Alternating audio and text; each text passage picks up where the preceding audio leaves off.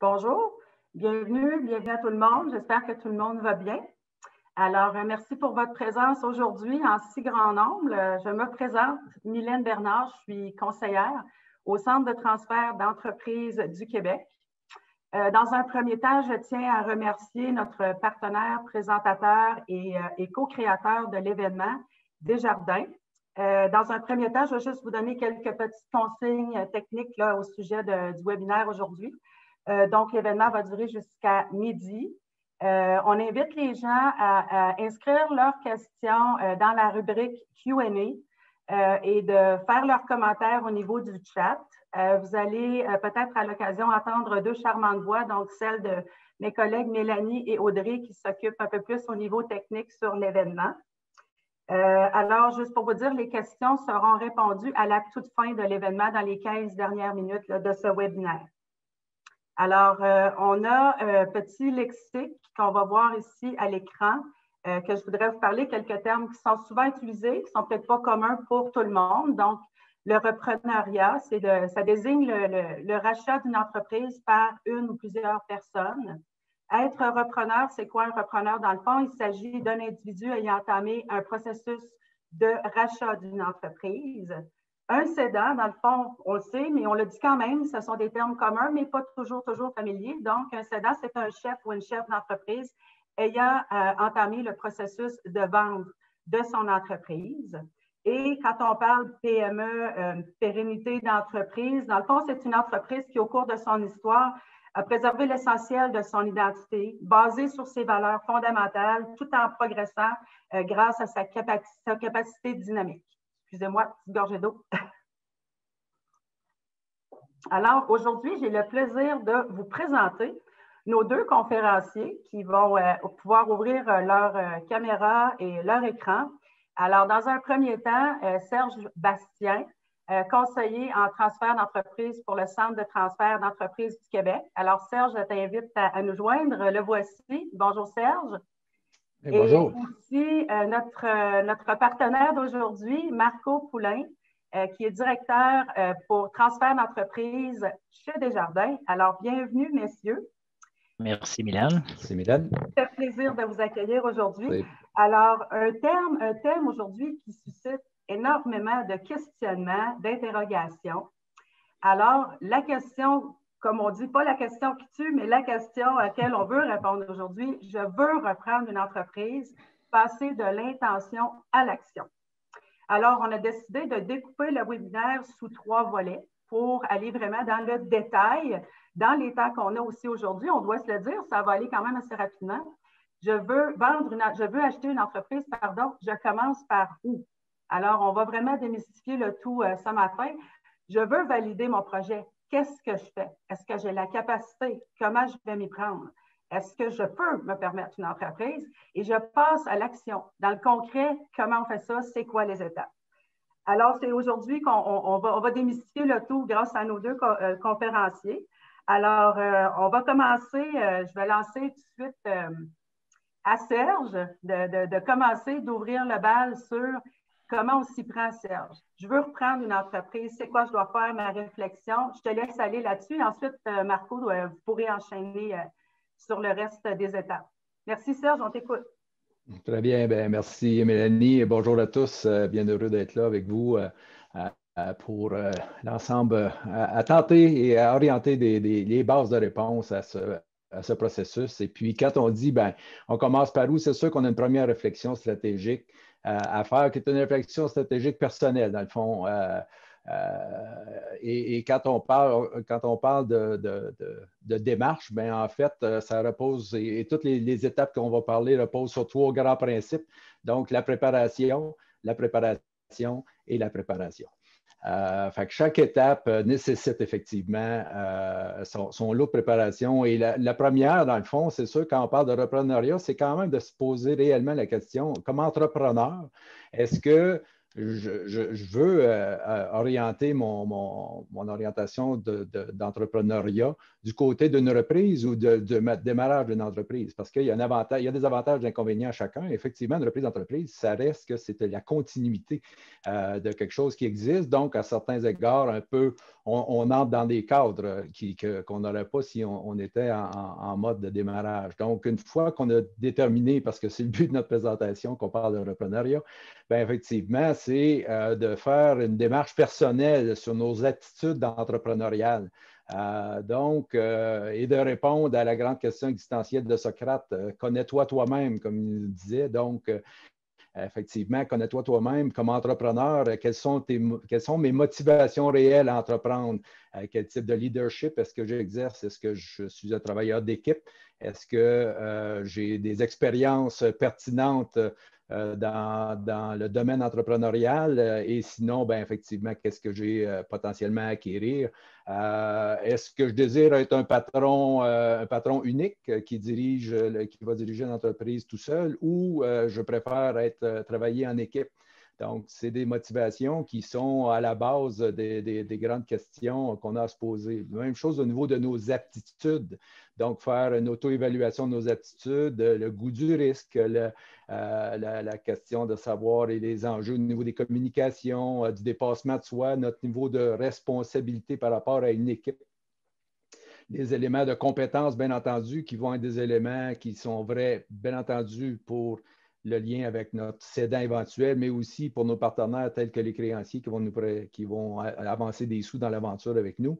Alors, ces éléments-là, donc au niveau de la connaissance de gestion financière et des capacités de négociation, la capacité à déléguer. Alors, ce sont tous des éléments qu'on retrouve d'ailleurs dans différents outils, dont un des outils du CETEC, mais qu'on a avantage à approfondir d'entrée de jeu avant d'aller plus loin dans justement la question, comme on va y venir tantôt, du ciblage d'entreprise. L'autre volet, c'est aussi un lien, il y a toujours un lien à forte connotation personnelle au niveau de la famille. Être entrepreneur, ça a des conséquences, ça porte à conséquences et il faut être sûr qu'on est bien entouré, bien appuyé au sein de notre famille, nos conjoints, conjointes, et d'en évaluer les impacts, de regarder effectivement qu'est-ce que ça peut requérir comme engagement personnel. Et ça a des impacts aussi au niveau d'un budget familial, d'un budget personnel. Alors, à cet égard-là, ben, c'est des éléments qu'on a avantage à préparer avant de se lancer dans le volet d'un ciblage d'entreprise et à cet égard-là, donc déterminer, bon, qu'est-ce que j'achète, c'est quoi les conditions pour acheter, les capacités financières et donc, une fois ces préalables-là établis, ben, ça nous permet effectivement de commencer ce processus-là. Puis, à cet égard-là, je passerai la parole à mon collègue Marco pour développer. Merci Serge. Bonjour à tous. Effectivement, comme tu mentionnais, préparation. Le reprenariat, c'est un processus qui exige une démarche rigoureuse afin de diminuer les risques d'erreur, d'assurer une transition harmonieuse et surtout préserver la pérennité de l'entreprise. Donc, dans cette optique, c'est important pour les repreneurs de définir des critères d'acquisition en ligne avec leur profil. Donc, le secteur d'activité recherché devrait être en relation avec leur champ de compétences, soit avec les liens avec leur scolarité ou expérience antérieure. Autrement, ben là, il faut envisager une équipe de reprenariat complémentaire et ou attacher les employés clés dans l'entreprise et ou obtenir la collaboration du cédant pour le transfert des connaissances afin de minimiser le risque de transition. Idéalement, des caractéristiques de l'entreprise cible pour avoir du succès serait une entreprise dans un secteur d'activité porteur avec des produits distinctifs, nichés, si possible, une entreprise bien positionnée dans son marché vis-à-vis de ses concurrents, une entreprise qui jouit d'une situation financière saine avant la transaction. Évidemment, si la situation est moins saine, puis vous avez des capacités pour restructurer une entreprise, ça peut être une belle opportunité également, mais c'est une transaction qui va être différente. Avec une équipe de direction, idéalement, là, les postes clés de l'entreprise sont comblés, puis un prix payé en lien avec le marché et la performance historique redressée. Il y a d'autres sujets d'autres facteurs, la localisation, où on veut acquérir l'entreprise, quel chiffre d'affaires, le bailleur ou la fourchette de prix en fonction de sa capacité d'injecter des sommes. Quel type d'achat on veut faire? Est-ce que c'est un achat d'actifs, d'actions? Est-ce qu'on veut être majoritaire, minoritaire? C'est des questionnements qu'on doit se poser. On peut rentrer minoritaire dans une entreprise pour éventuellement acquérir le reste. Est-ce qu'on est un acheteur individuel, stratégique?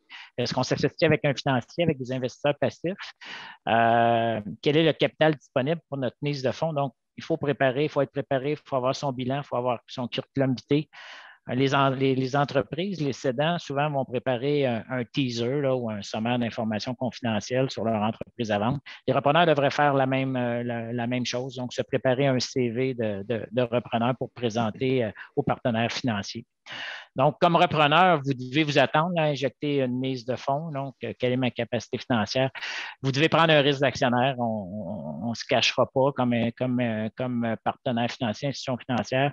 On s'attend que les repreneurs mettent de l'argent en fonction de leur capacité.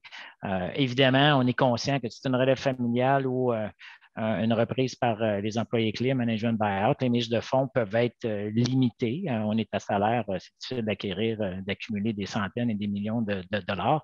Chose certaine, dans un montage financier type, on s'attend à ce que la mise de fonds et ou la balance de prix-vente subrogée ou atermoyée, dépendamment du terme qu'on veut utiliser, représente 20 à 25 du montage financier. Évidemment, ça va avoir une implication financière pour les repreneurs. Il faut évaluer l'impact de l'entrepreneuriat sur votre vie personnelle, Serge le mentionnait, car on met à risque une partie de son patrimoine personnel. S'attendre aussi à cautionner et devoir injecter des fonds additionnels si l'entreprise est en défaut de ses tests financiers. Dans tous les cas, quand on se lance, je pense que c'est important de bien s'entourer. Transfert d'entreprise, ça comporte plusieurs étapes qui requièrent chacune une expertise particulière. Tôt dans le processus, on peut travailler avec un conseiller en achat-vente d'entreprise qui va nous aider à définir les critères pour cibler une entreprise. On peut travailler avec un spécialiste en planification stratégique afin de réaliser ou mettre à jour le plan stratégique de l'entreprise, bien définir sa vision d'entrepreneur. Un fiscaliste va rentrer tôt dans le processus également. Un évaluateur d'entreprise. Pour la relève, c'est appuyer l'analyse de la valeur marchande. Des experts en ressources humaines. Il y a bien des conseils à obtenir sur les aspects émotifs du transfert, puis offrir un accompagnement à cet égard.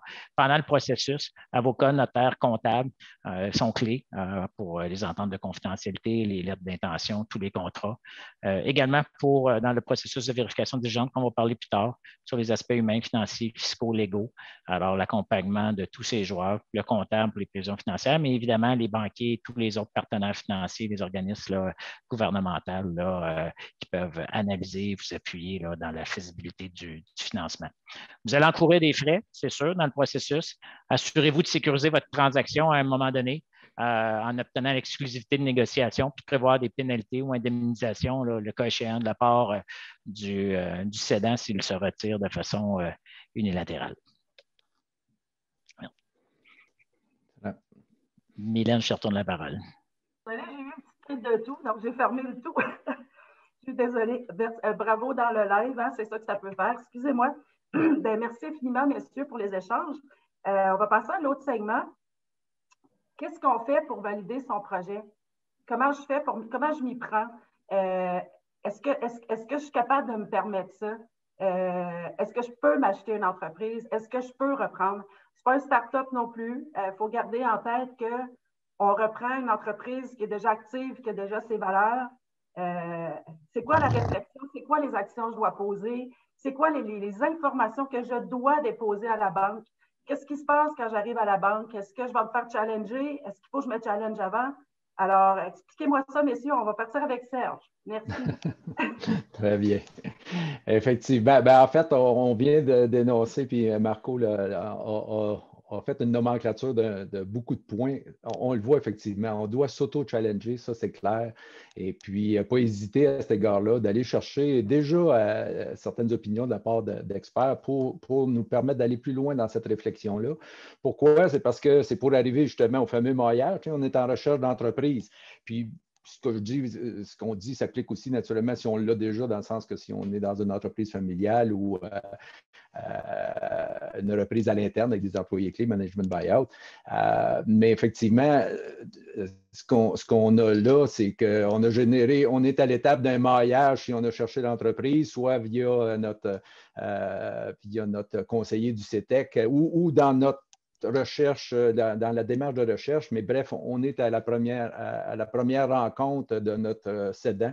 Alors, ce qu'on a à faire, effectivement, c'est le début de la structuration du projet, c'est commencer encore une fois à se préparer, à savoir, dans un premier temps, bien sûr, première chose pour établir le lien de confiance avec le cédant, c'est évident qu'il va falloir, dans un premier temps, signer une bonne entente de confidentialité pour permettre au cédant, en toute confiance, de transmettre toutes les informations qu'on va avoir besoin, les informations préliminaires, comme toutes les informations qui vont s'en suivre, puis on ne signera pas de nouvelle entente. Donc, ça, c'est un élément clé pour que tout le monde soit à l'aise, effectivement, de faire des discussions ouvertes au niveau de l'entreprise. Donc, tout le monde, de part et d'autre, d'ailleurs, cédant et repreneur, garde confidentiel la discussion, les échanges, même l'identification des individus, parce qu'on a des repreneurs qui travaillent déjà ailleurs. Dans certains cas, ils comptent effectivement sur la confidentialité du cédant à cet égard-là. Mais une fois qu'on a signé l'entente de confidentialité, notre première rencontre, c'est encore là de se préparer comme repreneur potentiel. Est-ce que je peux aller chercher le maximum d'informations au préalable sur l'entreprise, soit à travers les sites web ou autres, pour déjà se faire une tête et poser et orienter des actions et des questions qu'on va vouloir poser effectivement aux cédants éventuels. Faut être aussi prêt à se présenter parce que dans le fond, c'est un lien de confiance. Hein? Donc, comme on dit souvent, on n'a jamais deux occasions de faire une bonne première impression. Donc, la préparation a aussi cette importance-là sous cet angle-là pour justement établir le lien de confiance pour dire je suis la femme ou je suis l'homme de situation pour la reprise de l'entreprise. Et on entre, bien entendu, en mode collecte d'informations où là, on va aller chercher pour le repreneur pour dire OK, je passe à l'étape suivante. Je vais chercher effectivement des éléments d'information sur les opérations de l'entreprise, sur son historique, c'est important de savoir d'où on vient, sur son organisation, les ressources humaines, les ressources matérielles, tout ce qui existe, donc avoir une bonne connaissance pratico-pratique de l'entreprise, sur l'environnement externe, où est-ce qu'on se situe au niveau de la concurrence et autres, pour bien se positionner par rapport à ces enjeux-là qui vont venir.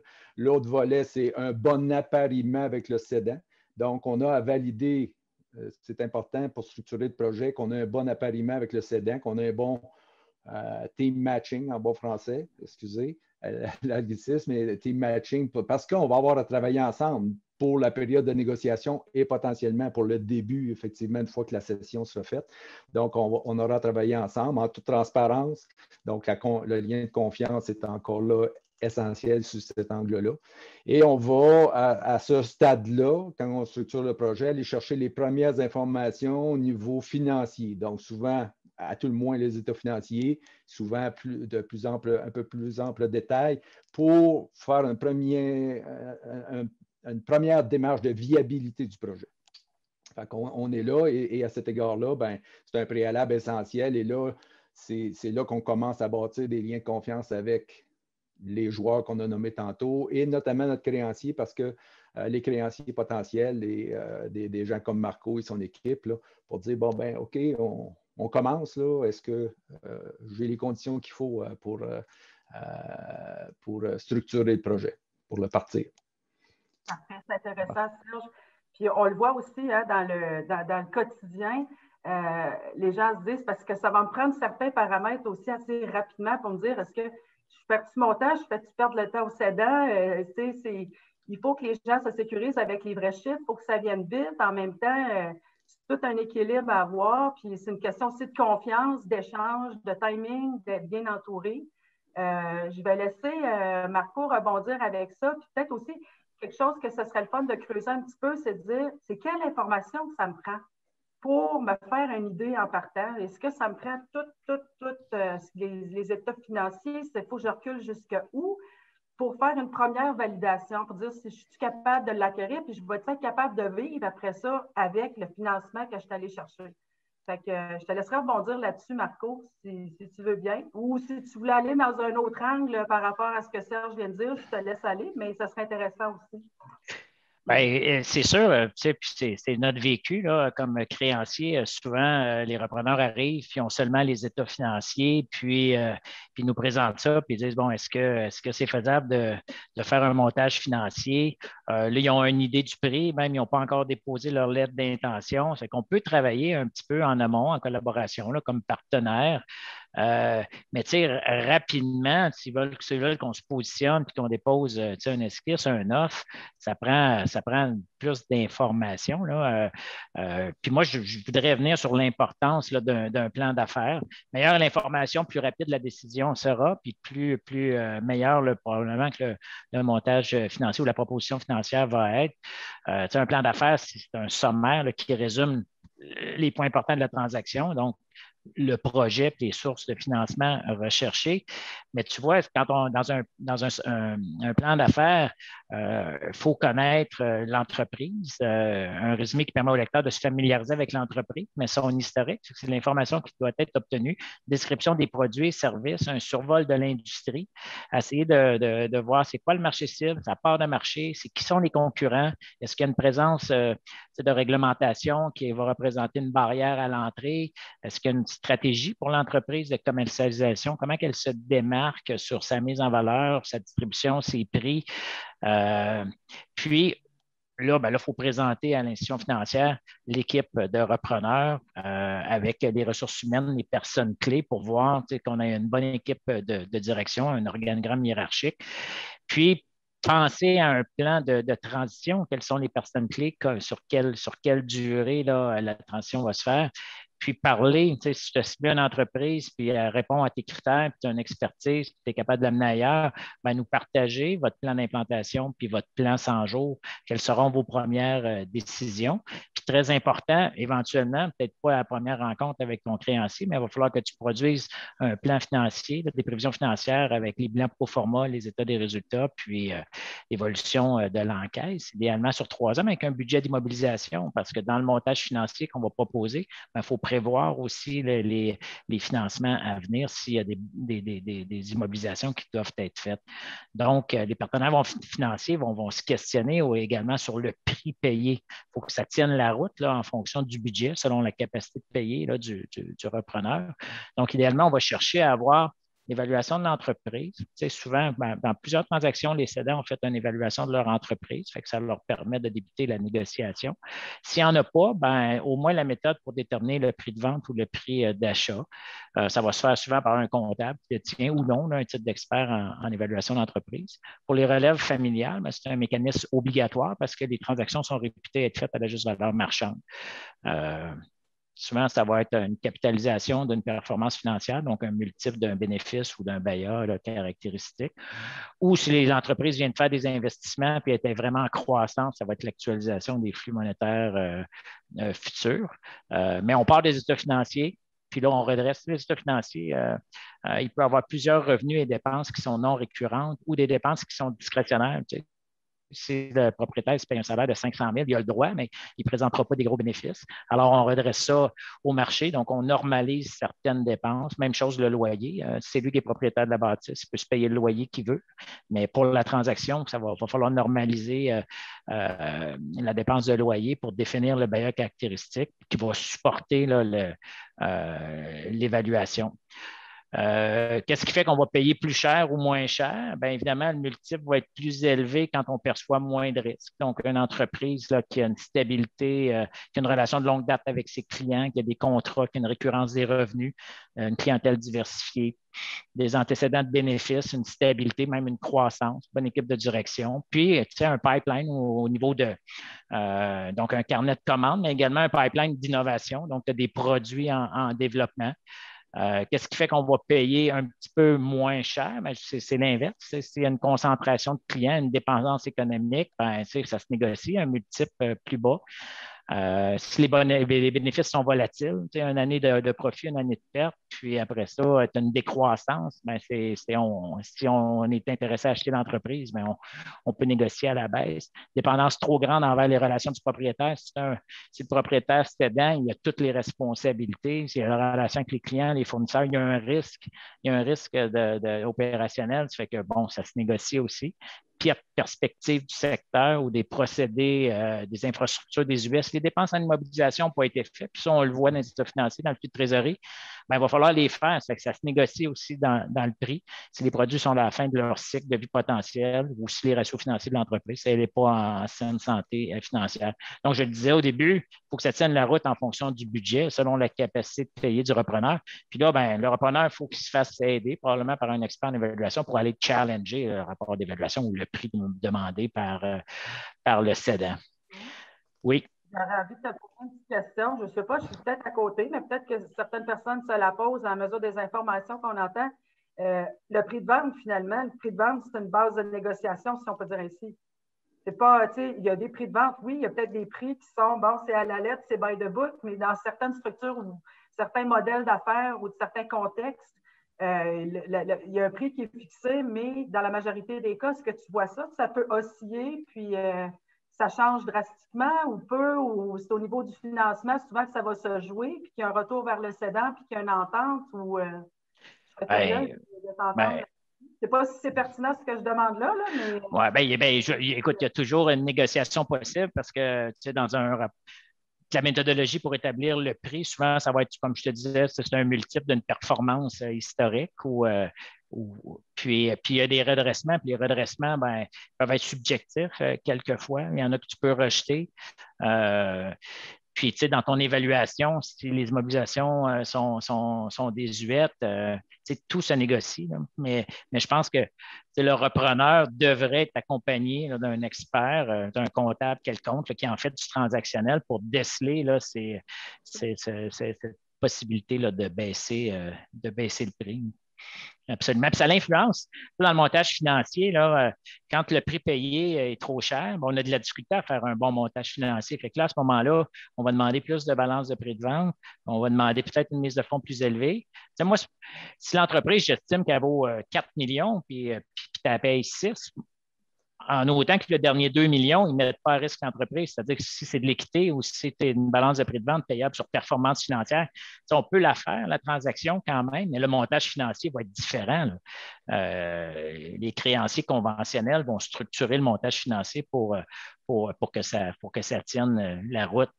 D'ailleurs, on peut en parler un petit peu là, du financement. Normalement, je pense que toute transaction se finance là, dans un spectre de 100 de mise de fonds jusqu'à 100 de balance de prix de vente. Puis entre les deux, ben là, il y a un montage financier possible. Tu sais, normalement, je le disais tantôt, 25 qui est la mise de fonds de l'acheteur, balance de prix de vente qui va être atermoyée, qu'on va pouvoir considérer comme de l'équité dans le montage financier.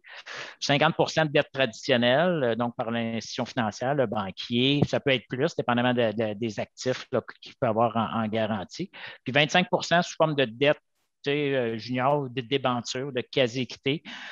Ça peut coûter un petit peu plus cher, mais par contre, c'est là que tu as la flexibilité, plus de moratoire, puis des remboursements là, sur performance financière.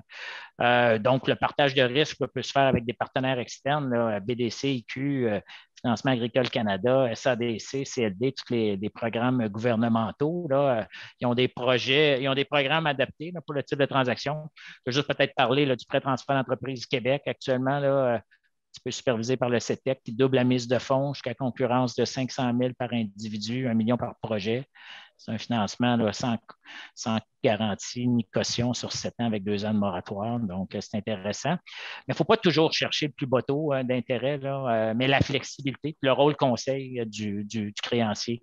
Bon montage financier va mettre moins de pression sur le service de la dette, va protéger le fonds de roulement, qui va permettre de générer de l'espace pour la croissance de l'entreprise et assurer la pérennité de celle-ci.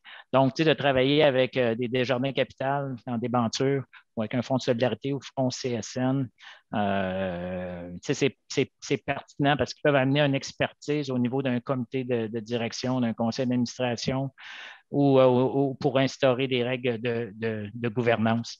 Est-ce qu'il me reste un petit peu de temps? Je pourrais résumer là, ce que les créanciers vont regarder là, quand on évalue un dossier. Oui, Ouais, très rapidement. Donc, on va regarder la compétence de la future équipe de direction et l'encadrement de la transition. C'est ça le premier critère. Là. On a-t-il une bonne équipe de repreneurs? Puis est-ce qu'on a des risques de transition? L'environnement d'affaires puis le timing du transfert. Acheter un restaurant en pandémie, c'est moins intéressant. Le lien entre le prix payé, la performance caractéristique de l'entreprise, l'équilibrage du montage financier et les prévisions financières. Donc, toute la structure financière post-transaction puis la viabilité là, que ça permet à l'entreprise pour poursuivre sa croissance. Puis évidemment, l'historique financier des acquéreurs, donc leur bureau de crédit, leur valeur financière et les garanties au dossier. Excellent, excellent. C'est beaucoup d'informations.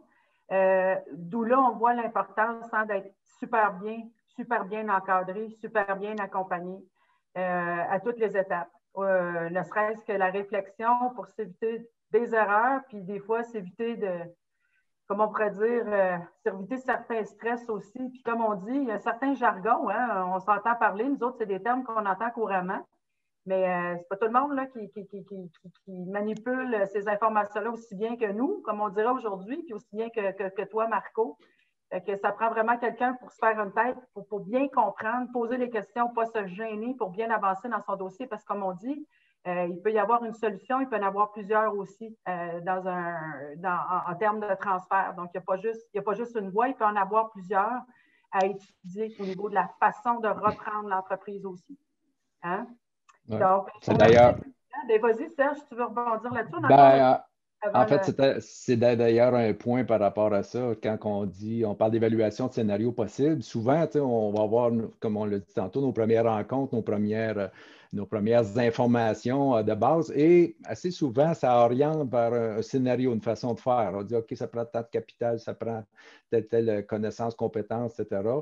Et on se fait, on embarque dans un scénario. Et ce qui est important à cet égard-là, c'est justement la souplesse et l'ouverture à différents scénarios. Des fois, initialement, le cédant, par exemple, ne voit pas à l'interne quelqu'un qui va pouvoir agir comme repreneur.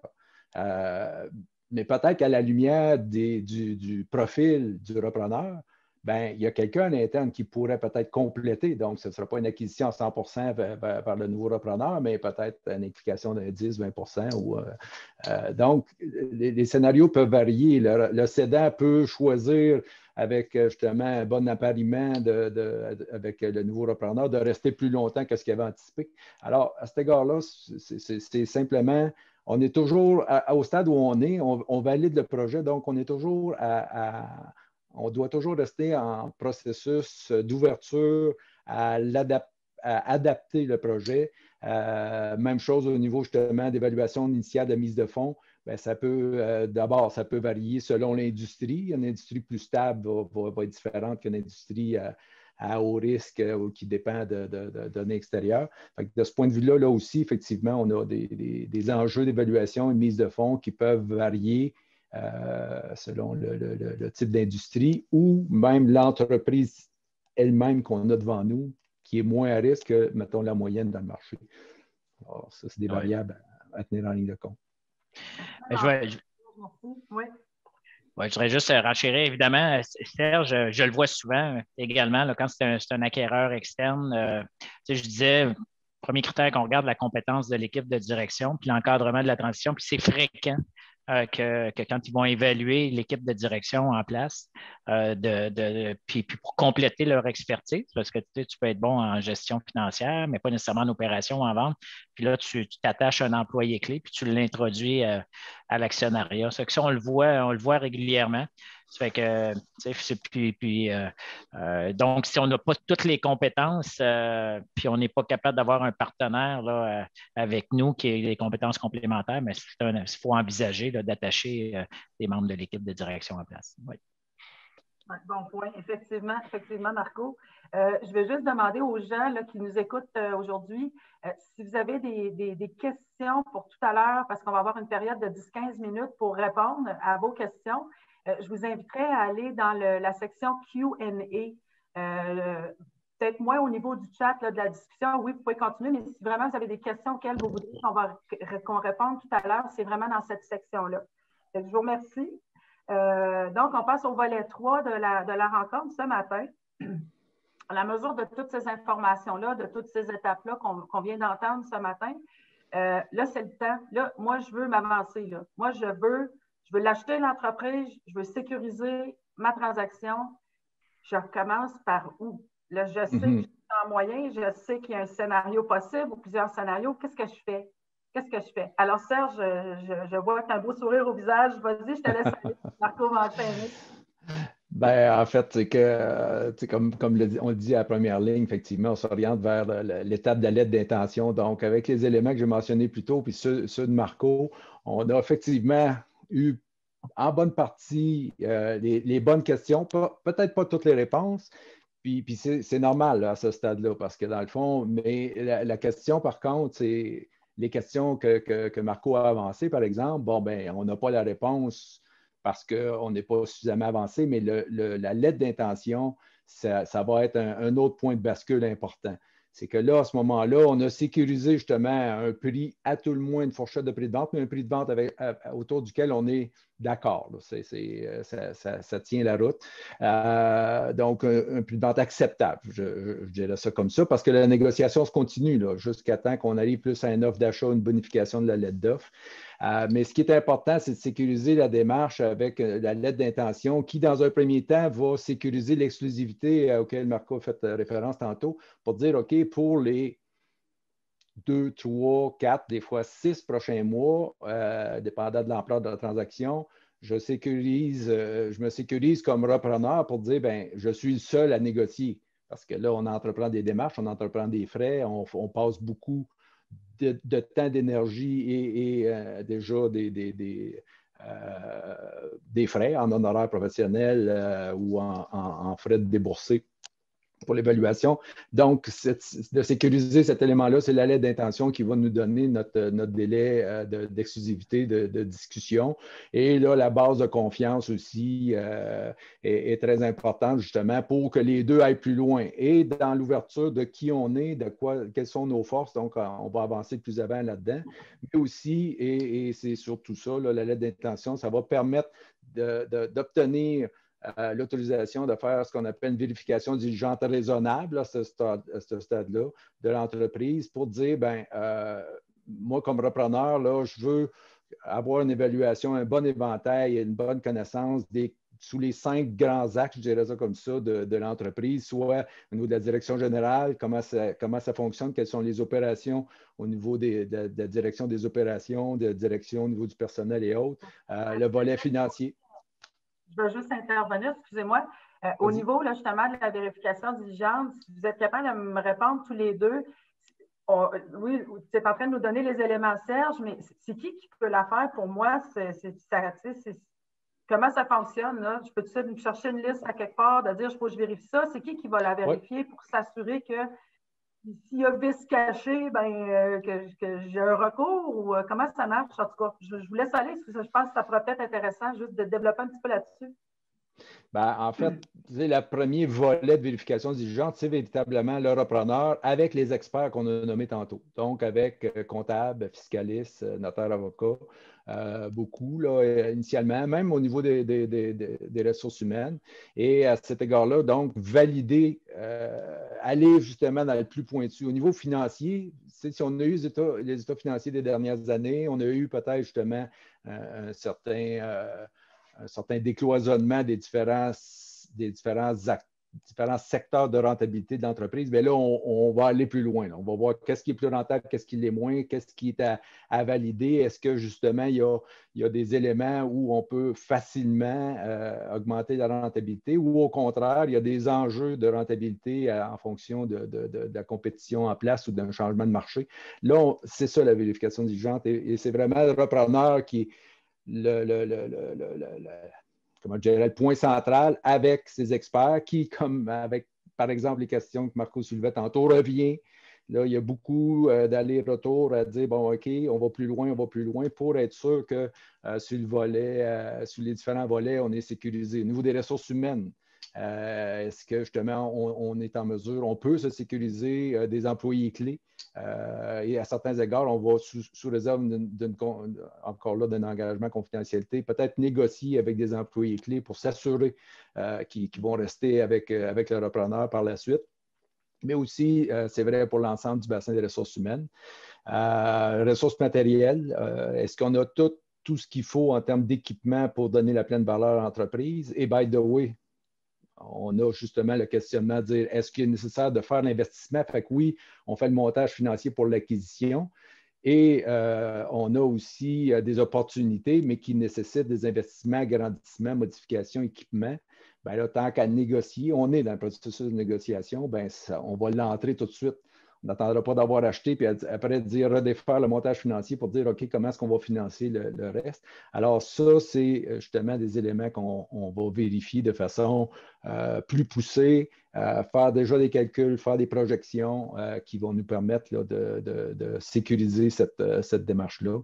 Et donc, la vérification diligente nous permet de poser toutes les questions et le vendeur, le cédant, et doit être un livre ouvert à cet égard-là. On n'oublie pas qu'on est toujours sous l'enjeu de la confidentialité.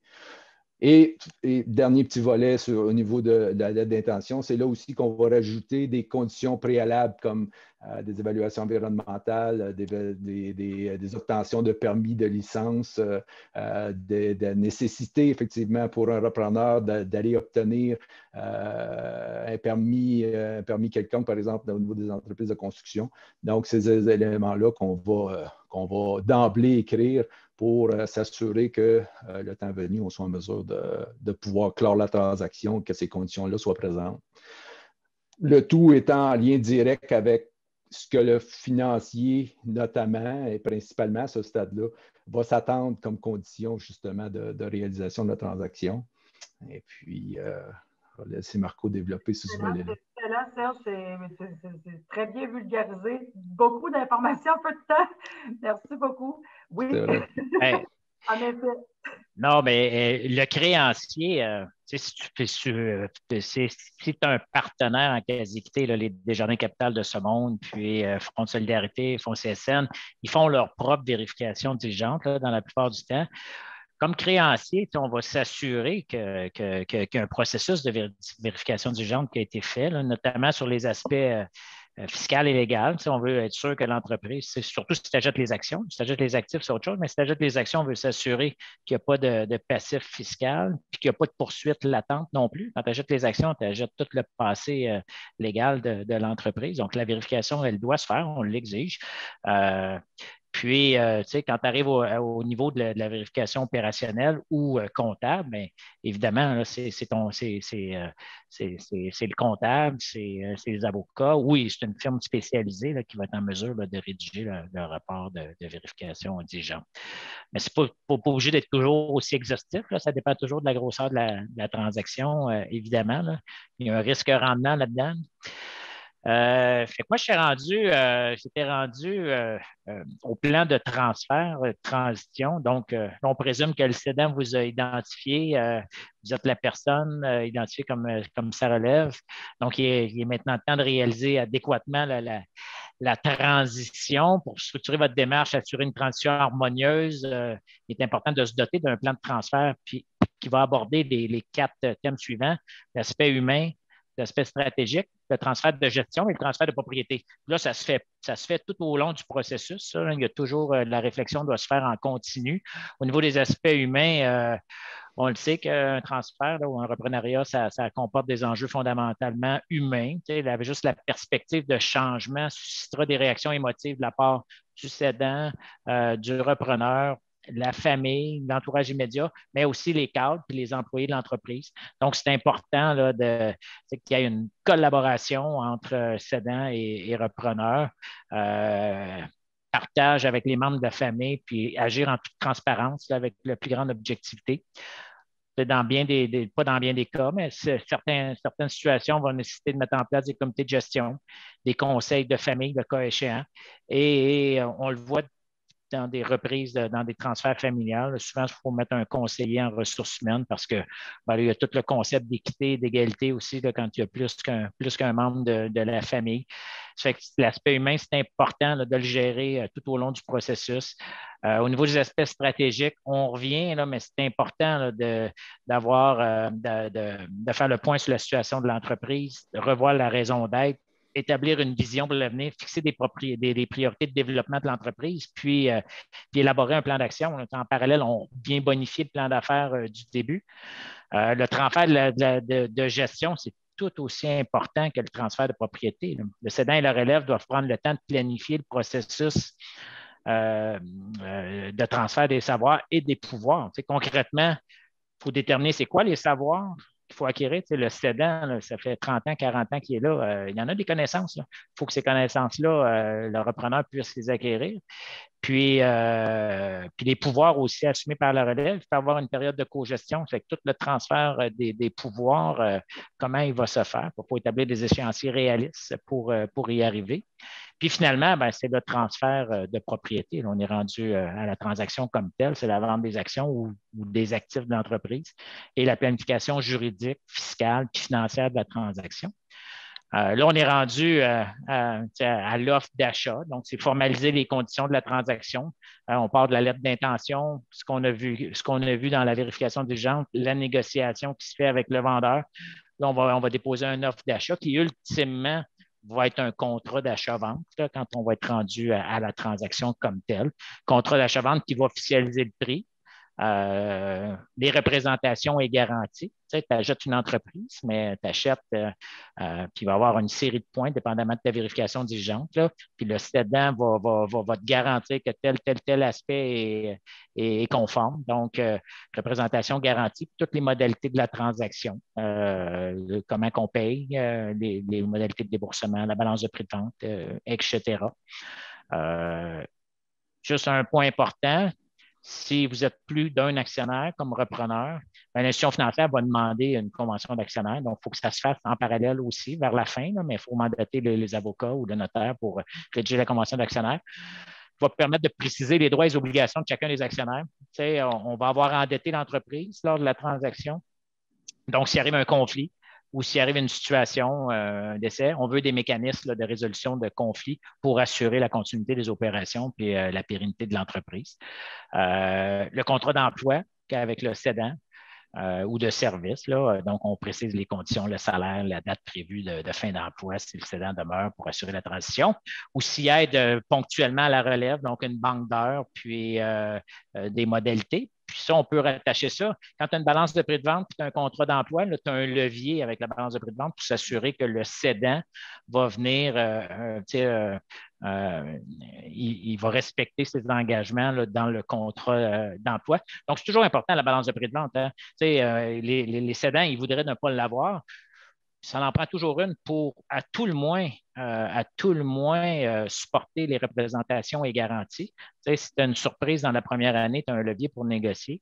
Puis, s'il y a un contrat d'emploi, mais tu as un petit levier aussi là, pour s'assurer qu'il y a une collaboration.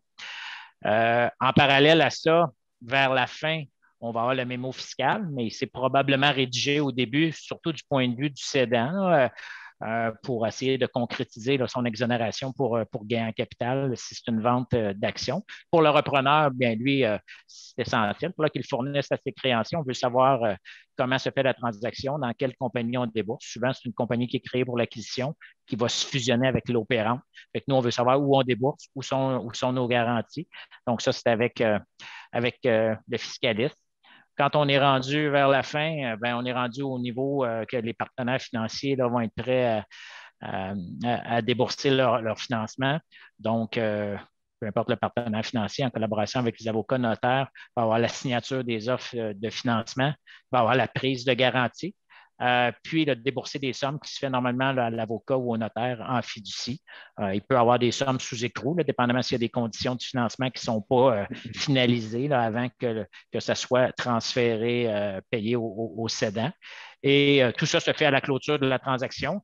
Donc, ça va se faire probablement au bureau de l'avocat ou notaire. Puis on officialise le transfert de propriété de l'entreprise. On a abordé beaucoup de sujets aujourd'hui. Hein. Ce qu'on peut voir, la question de l'entreprise, c'est un processus qui exige une démarche rigoureuse.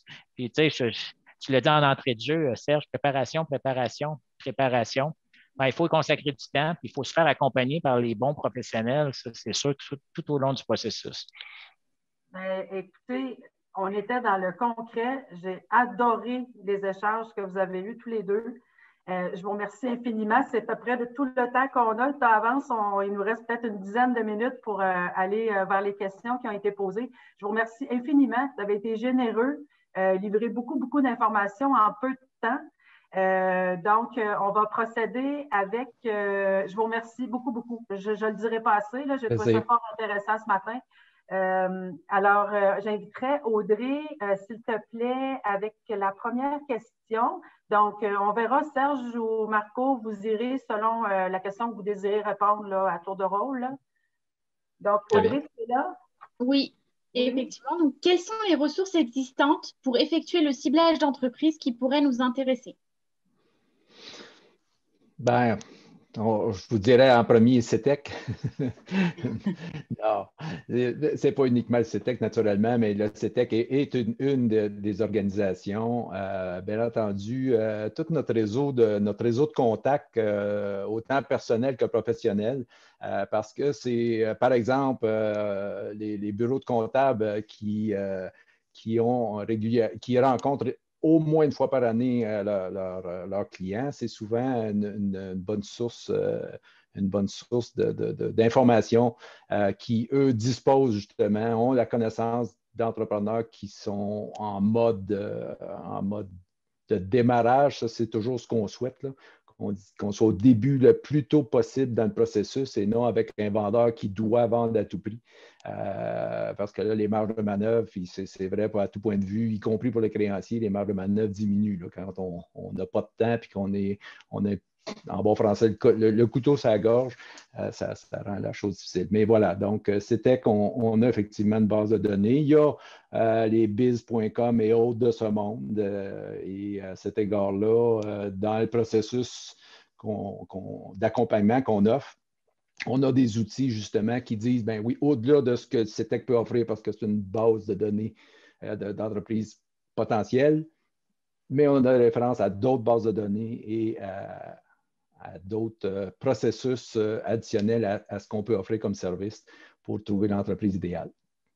Parfait. Je vais juste renchérir. Tu as parlé du CETEC, je vais parler de ce qui s'offre chez Desjardins. Si vous allez rencontrer un directeur de compte dans les centres financiers aux entreprises ou un directeur d'investissement chez Desjardins Capital, il y a du maillage possible à faire là, entre un repreneur et un client qui est en vente là, chez Desjardins. Donc, on a une base de données interne, une espèce de Facebook interne là, où il y a une correspondance qui se fait sur le sujet du transfert d'entreprise. Donc, régulièrement, là, on réussit à faire un maillage entre un acquéreur là, qui, quand il a bien ciblé son entreprise, puis qu'il a une expertise dans un domaine, puis il cherche dans un domaine, bien, quand on sait qu'il y a une des entreprises à vendre dans le réseau, on est capable de faire un maillage. Autrement, je le disais aussi en entrée de jeu, il y a des consultants là, qui se spécialisent en achat-vente d'entreprise. Puis eux, ils peuvent aider là, à définir ces critères, puis après ça, ben, cibler des entreprises. Parce que les entreprises, ils ne se mettent pas une pancarte à vendre. Quelquefois, il faut être proactif. Si vous voulez reprendre une entreprise, là, il faut en cibler des entreprises, il faut aller les rencontrer, il faut leur démontrer de l'intérêt aussi. Donc, il faut être prêt. Parfait, merci. Il nous reste 6 minutes à la rencontre. On est sur une plateforme, alors on va devoir malheureusement terminer l'événement à midi pile comme prévu. On a débordé un peu. On va prendre une autre question. Pouvez-vous répéter l'organisme qui offre de doubler la mise de fonds? C'est le FTEC, le Fonds de transfert d'entreprise du Québec, qui en fait, c'est plutôt un fonds lequel fait affaire avec 5 grandes organisations, qui est Desjardins Capital, le fonds FTQ, fonds CSN et Investissement Québec, j'ai dit 5, c'est 4, qui vont être dans le fond les partenaires et ceux qui vont faire l'évaluation financière. Et le FTEC, c'est très facile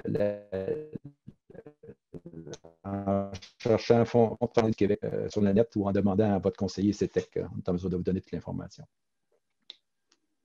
Alors, autre question. Quel est le spectre du multiple du BAYA à considérer pour évaluer l'entreprise qu'on veut acheter?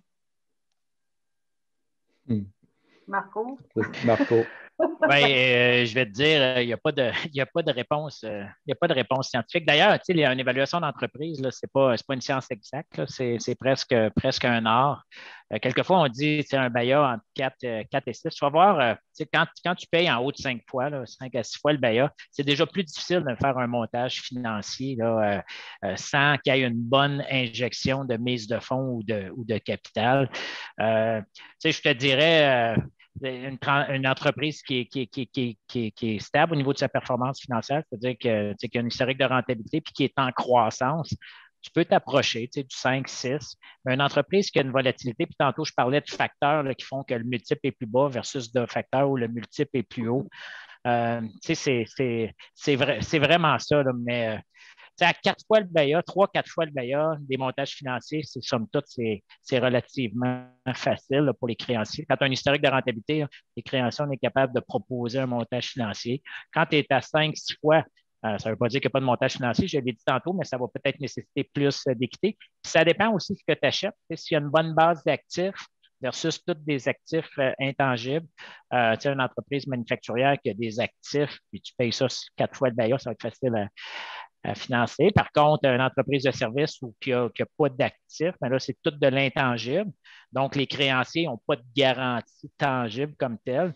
Donc, ma source, je vais prêter, mais basée sur la capacité de rembourser. Il faut que j'aille une certaine certitude que l'entreprise va régénérer la même performance financière. Donc là, si je perçois qu'il y a plus de risques, je vais demander plus de balance de vente, plus d'équité ou une plus grosse partie de dette qui va être payable sur performance financière qui va coûter plus cher. Fait qu'il n'y a pas de réponse exacte. Par contre, si tu travailles, si tu vas voir un directeur de compte là, ou tu vas voir un comptable qui sont habitués à faire de la transaction, mais assez rapidement, ils peuvent te dire là, si c'est payé trop cher ou pas assez cher. Parfait, merci Marco. Le temps file, je suis un peu tannante avec ça. Il reste environ 2 minutes. Je voulais juste rassurer tout le monde. Il y a plusieurs questions là, dans le Q&A qui vont rester sans réponse pour le moment. Mais rassurez-vous, je voulais juste vous dire qu'on a, par notre infolette, vous aurez accès au blog qui, dans les prochaines semaines, va répondre. On va tenter de répondre à toutes les questions qui sont restées en suspens aujourd'hui. Donc, je ne sais pas si Mélanie ou Audrey, vous pouvez mettre les coordonnées pour vous inscrire à l'infolette. Ou, oui. vous pouvez nous inscrire à l'info. Oui, je peux. Pas l'information, là. Oui, je peux le préciser. Dans le fond, en étant inscrit à l'événement d'aujourd'hui, vous allez recevoir un courriel de remerciement de Eventbrite dans lequel il y aura un lien pour vous inscrire à l'infolette. Comme ça, vous serez notifié lorsque l'article en question sera publié. Mais en cas de doute, là, faites toujours communiquer avec nous là, pour qu'on vous inscrive à l'infolette. À l'adresse qu'on voit présentement à l'écran. Donc, il reste à peu près 1 minute. Je ne sais pas si on aurait le temps pour une autre question ou si on doit terminer l'événement. On est dans le live. Je vais te laisser aller, Mélanie. On peut en prendre une dernière. Une dernière, c'est bon. Pour dernière question, quel est l'impact de la COVID sur la valeur d'une entreprise et doit-on tenir compte des chiffres de la dernière année? Oh, intéressant. Une réponse rapide. C'est sûr que ça va être très, très variable. Remarquez que, petite parenthèse, à certains égards, la COVID, on anticipe qu'elle va générer certaines opportunités d'affaires. Mais effectivement, il y a des gros enjeux. Marco, je te laisse. Ben, tu sais, tantôt, je disais qu'il y a des redressements. Qu'est-ce qui est des dépenses ou des revenus non récurrents? Faut les éliminer là, pour déterminer c'est quoi la performance caractéristique. Puis honnêtement, il faut vraiment se poser la question s'il va y avoir des impacts permanents là, de la pandémie sur l'entreprise. Si c'est le cas, ben, c'est sûr que ça met une pression à la baisse sur les multiples. Les entreprises qui par contre, vont reprendre là, le même chemin de performance financière qu'il y avait auparavant. Donc, il y a peut-être une petite négociation, mais normalement, ça serait pratiquement redressé. Là. Cette année-là, on ne la considérerait pas. Là. Ou en tout cas, on lui donnerait un facteur de pondération moindre là, dans l'évaluation du bénéfice caractéristique. Merci. On constate au fur et à mesure qu'on avance, à peu près tous les acteurs développent de l'expertise. Naturellement, on est en ajustement, comme on dirait. Écoutez, c'est le temps le temps s'est terminé pour la rencontre d'aujourd'hui. Je vous remercie infiniment tous les participants, les conférenciers, les gens qui nous ont aidés à la technique. Donc, on va se souhaiter une belle journée. Merci infiniment. Puis, à une prochaine. Merci beaucoup à Desjardins. C'était un plaisir. Plaisir, merci.